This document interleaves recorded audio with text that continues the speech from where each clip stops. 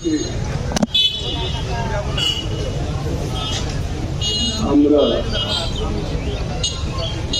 বিশেষ করে আমি এমন একজনের জানাজায় হাজির হয়েছি, হতে হয়েছে আমার, যার জন্ম আমি দেখেছি,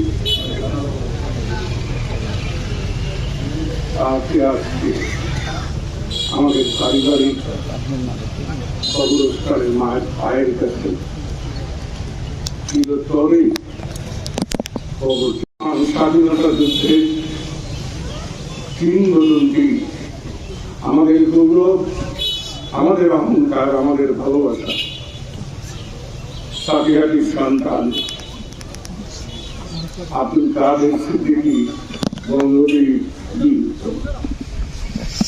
আজকে সে নিঃসঙ্গ হয়ে গেল। আমি আল্লাহর কাছে ফরিয়াদ করব তাকে এবং তার সন্তানদের, তার 3টি সন্তান দীপ কুড়ি খুশি, তাদের অন্তরে শান্তি দিন আল্লাহ।